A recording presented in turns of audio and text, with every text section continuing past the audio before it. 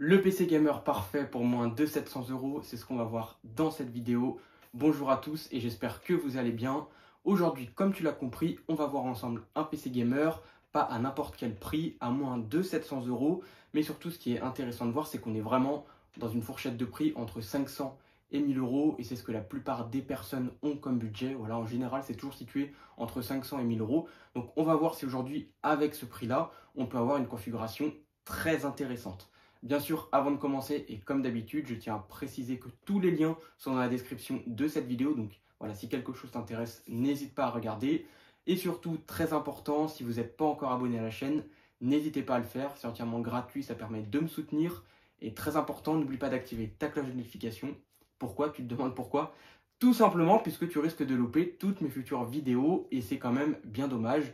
Donc, active-moi ta petite cloche. Du coup, vous avez l'habitude, vous me connaissez, voilà, la plupart du temps, j'essaie de vous proposer des PC gamers qui sont vraiment de très bonne qualité, avec vraiment des composants de qualité, c'est très important, et surtout de la performance. Là, vous allez acheter un PC gamer déjà monté, et bien forcément le constructeur, enfin ou le magasin, peu importe, va faire sa marge, et ce qui fait qu'au final, vous allez payer un PC plus cher, mais vous aurez moins de performance que par exemple le PC que je vous propose là, à ce prix-là. Donc c'est pour ça que c'est très important. Si vous voulez un PC gamer déjà monté, faites très attention et pensez à bien faire des recherches avant d'acheter. Aujourd'hui en tout cas, si tu veux te lancer dans l'aventure du montage, ne t'inquiète pas, c'est vraiment pas compliqué du tout, ça reste même assez simple. Et d'ailleurs, tu peux trouver plein de tutos facilement sur YouTube. Moi-même, j'en ai fait des vidéos, donc voilà, n'hésite pas à regarder sur la chaîne si jamais tu veux avoir un petit tuto de montage. Du coup, on va tout de suite commencer cette vidéo et avec le premier composant. Comme d'habitude, on commence toujours avec le processeur. Voilà. Aujourd'hui, dans cette gamme de prix, on peut passer sur un i5. Donc, autant le faire. Voilà le très bon i5 12400F. Je vous le présente plus, c'est un excellent processeur. Aujourd'hui, à ce prix-là, ça reste le meilleur rapport qualité-prix. Vous ne trouverez pas mieux ailleurs. Même du côté d'AMD, voilà, à 122 euros, il n'y a aucun concurrent. Celui-ci est vraiment excellent. Et en plus de ça, il est compatible PCIe 4. Donc vraiment, que demander de plus? C'est vraiment un très très bon processeur. Et aujourd'hui, pour cette configuration à moins de 700 euros, eh bien, il va être vraiment très intéressant. Et en plus, il est performant. Donc voilà, franchement, c'est un excellent choix. Et je vous conseille vivement ce processeur, même pour des configurations un petit peu plus chères. Voilà, quand on ne dépasse pas le budget des 900 000 euros, on peut taper sur un i5 12400F. Il est vraiment très très bien.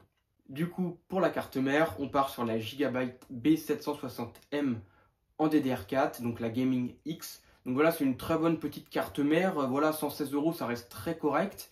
Et justement, pour la configuration qu'on va faire, ça reste un prix intéressant. Voilà, on ne pouvait pas se permettre d'acheter une carte mère à plus de 200 euros, puisque voilà, ça aurait plombé entièrement le budget. Et puis de toute façon, avec un i5, cette petite carte mère est vraiment excellente. Donc l'avantage, c'est qu'on est en PCIe 4. On a bien sûr 4 ports pour la RAM, donc ça c'est cool. Et on a de l'emplacement M2 pour le SSD. Donc voilà, franchement, elle est vraiment très très bien cette petite carte mère. Elle est bien garnie. On est sur un format bien sûr micro ATX. Donc c'est pas très grave, hein. Pour cette gamme de prix, ça reste quand même correct. On aurait pu partir sur une carte mère ATX. Mais aujourd'hui, je trouvais que cette carte mère-là était vraiment très intéressante. Et je voulais vraiment vous la proposer justement eh bien, dans cette configuration. Donc c'est pour ça que je vous la propose aujourd'hui. On va continuer et cette fois-ci, on va parler de la RAM. Donc j'ai fait le choix de vous mettre 16 Go de RAM et je vais vous expliquer pourquoi. J'ai voulu garder un petit peu plus de budget pour justement la carte graphique pour vous proposer quelque chose de très intéressant et même au niveau du stockage. Je ne voulais pas vous proposer un SSD de 500 Go, je voulais vraiment partir sur du 1 Tera. Donc vous allez voir, ça va être vraiment pas mal du tout. Attendez de voir la suite de cette configuration. Du coup, bien sûr, pour la RAM, tu t'en doutes, hein, l'excellente Corsair Vengeance, il n'y a pas mieux, c'est un très très bon rapport qualité-prix. On est sur du 3200 en casse 16, c'est vraiment top comme petite RAM. Et vraiment, elle va faire très très bien le travail. Voilà, 16 Go aujourd'hui, c'est encore suffisant, ne vous inquiétez pas. Et puis en plus de ça, sur cette carte mère, ce qui est bien, c'est que vous avez 4 emplacements, donc vous pourrez toujours faire une évolution un petit peu plus tard. Voilà, c'est pas dans l'urgence, il ne faut pas acheter 32 tout de suite. Vous avez un petit peu de temps, ça peut attendre l'année prochaine, ne vous inquiétez pas. Donc c'est pour ça qu'on part sur du 16 Go. On continue et donc on va partir sur un SSD 1 Tera, comme tu t'en doutes et comme je te l'ai expliqué. J'ai gardé un petit peu plus de budget justement pour la carte graphique et pour le SSD. Voilà, on est en dessous des 1000 euros. On aurait pu proposer un SSD de 500 Go, mais vraiment aujourd'hui, je voulais vraiment vous mettre 1 Tera puisque je sais que ça se remplit assez vite. Voilà, 500 Go déjà au bout de 3-4 jeux, c'est plié avec Windows. Donc voilà, franchement, ça part extrêmement vite l'espace de stockage et c'est pour ça que directement partir sur 1 Tera, voilà, c'est vraiment, je pense, la norme aujourd'hui quand on part sur une config à plus de 500 euros. Faut essayer de mettre 1 Tera, c'est le minimum. Donc voilà, franchement, très bon petit SSD. On est sur un P3+, donc en plus de ça, on est en PCIe 4. Donc voilà, c'est un très bon petit SSD. Vous allez pouvoir installer vos jeux, vous allez pouvoir en profiter.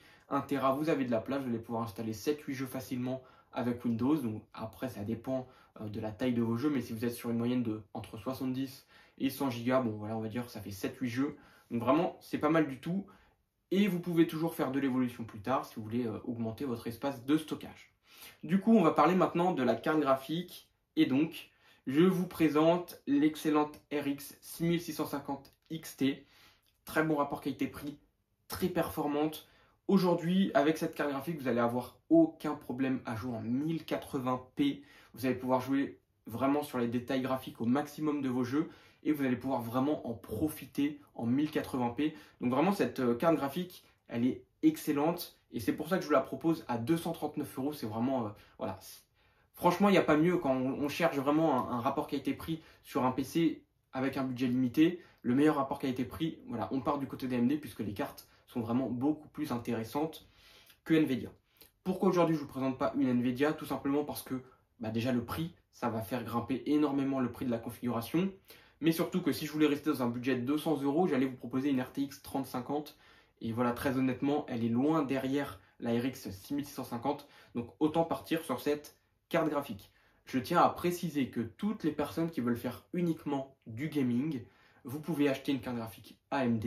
Ça fait largement le travail. Et aujourd'hui, c'est des cartes qui sont vraiment performantes. Donc voilà, vous n'avez aucun souci à vous faire.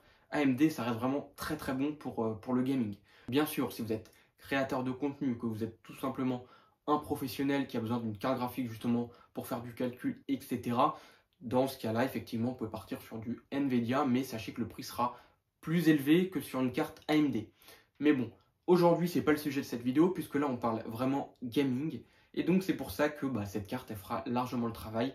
Et voilà, vous allez jouer en 1080p, comme je le disais, dans de très très bonnes conditions, à plus de 60 fps.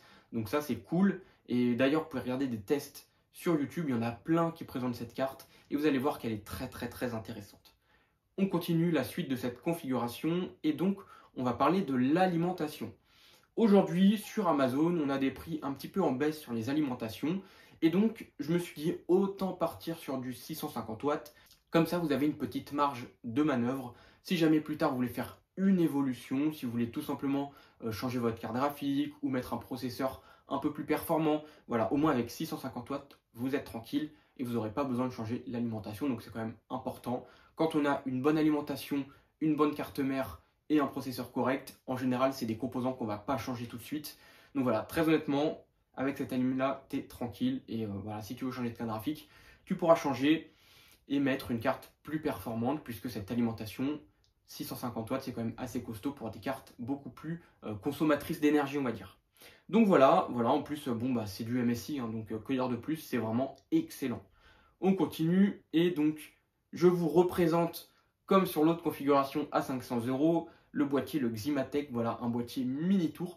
Pour moi c'est un boîtier qui est vraiment très intéressant, on est sur du micro ATX mais surtout on a déjà des ventilateurs inclus, donc ça c'est vraiment cool.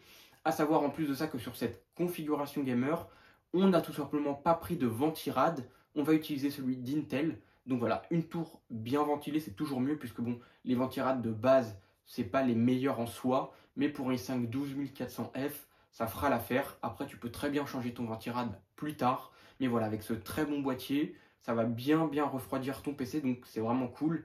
Et tu pourras en profiter pleinement même avec ton ventirad. Ça fera largement le travail au début. Et après, par la suite, tu pourras changer si tu préfères avoir un ventirad plus performant. Très petite parenthèse, pendant le montage de cette vidéo, je me suis aperçu de quelque chose. J'ai oublié de vous parler du prix du PC. Et donc, c'est pour ça que je le fais très rapidement pendant le montage. Donc, comme tu l'as compris, on est sur un budget de moins de 700 euros et très précisément, on est sur un PC qui va coûter 695 euros. Donc, c'est un très très bon budget. Comme tu l'as vu, pour ce prix-là, tu as des composants qui sont vraiment de très très bonne qualité. Et donc voilà, aujourd'hui, on est quand même sur quelque chose de vraiment pas mal du tout. Donc si tu as ce budget-là, tu peux y aller les yeux fermés. C'est une excellente configuration gamer. Tu vas pouvoir jouer dans de très bonnes conditions. Donc voilà, que demander de plus? Donc voilà les amis pour le PC gamer que je voulais vous présenter. N'hésitez pas à me dire ce que vous en pensez. Moi, ça m'intéresse de savoir. Est-ce que le prix est intéressant? Est-ce que le PC est intéressant? Voilà. N'hésitez pas à me le dire dans les commentaires. Je suis vraiment très curieux. Et si jamais vous avez des suggestions, peut-être pour améliorer la configuration, etc., n'hésitez pas à le mettre dans les commentaires, puisque moi, je serais ravi d'en discuter avec vous et de débattre sur telle ou telle chose. Voilà, ça peut être très intéressant de partager ses points de vue, et ses avis. Donc voilà, n'hésitez pas, les commentaires sont là pour ça. Bien sûr, et je tiens à le repréciser, que tous les liens sont en description de cette vidéo. Donc si quelque chose t'intéresse, n'hésite pas à aller voir. Et en tout cas, si tu es resté jusqu'à la fin de cette vidéo, comme d'habitude, je tiens à t'en remercier. Et surtout, très important, si tu n'es pas encore abonné à la chaîne, n'hésite pas à le faire. C'est gratuit, ça permet de me soutenir et puis ça fait toujours plaisir. Et n'oublie pas d'activer ta petite cloche des notifications pour être informé de toutes les futures vidéos qui sortiront par la suite. En tout cas, moi, j'ai plus qu'à te souhaiter une bonne journée ou une bonne soirée. Et puis, on se dit à la prochaine pour une toute nouvelle vidéo. Salut à tous!